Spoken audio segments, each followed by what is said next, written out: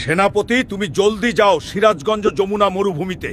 সেখানে আমার বন্ধু পাথর রাজা থাকে, তাকে খবর দাও। সেনাপতি, তুমি গিয়ে পাথর রাজাকে বলবে কুমির রাজা পান মায়াবী মুক্তা এখন একটা মানুষের কাছে, সে যেন মানুষটিকে মেরে আমার পান ফিরিয়ে আনে।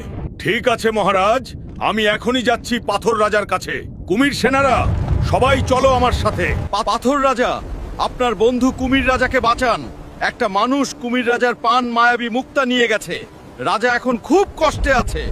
আমি আমার বন্ধুকে বাঁচাবো, কিন্তু একটা কথা বলো, সামান্য মানুষ কি করে কুমির রাজা পান মায়াবী মুক্তা পেল? পাথর রাজা সে অনেক বড় কাহিনী। পুরো কাহিনী দেখতে চাইলে সবুজ ভাই 00.2 পেজে দেখে নাও। ঠিক আছে, আগে দেখে আসি। কুমির সেনাপতি, আমি সব দেখলাম। মানুষটি অনেক শক্তিশালী। আমি তাকে আমার বুদ্ধি দিয়ে হারিয়ে মুক্তাটা নিয়ে আসব। আজকে মানুষটার শেষ দিন হবে আমার হাতে।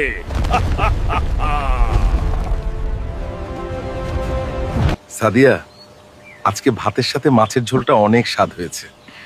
অনেক দিন হলো তোমাকে ভালো কিছু খাওয়ানো হয় না। সাদিয়া, আমি ভাত খেয়ে জমিতে ধান লাগাতে যাব। তুমি দরজা জানালা ভালো করে লাগিয়ে শুয়ে পড়ো। কুমির রাজা আবার কি শয়তানি বুদ্ধি করছে কে জানে। ঠিক আছে আমার জান, তুমি কাজে যাও, টেনশন করো না। যাই বউ, আজ অনেক কাজ, ধান লাগাতে হবে।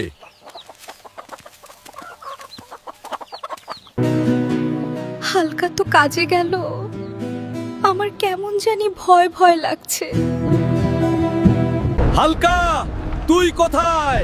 সাহস থাকলে সামনে আয়, না হলে এই গ্রাম শেষ করে ফেলবো। এটা কি হচ্ছে? মাটি কাঁপছে কেন? আবার কোনো বিপদ এলো? হালকো নেই। এখন কি হবে? বন্ধুরা, এরপরে কি হবে দেখতে চাইলে পেজ ফলো করো, কমেন্ট করো, কুমির রাজা পার্ট 2 ভিডিওটা শেয়ার করে দাও প্লিজ।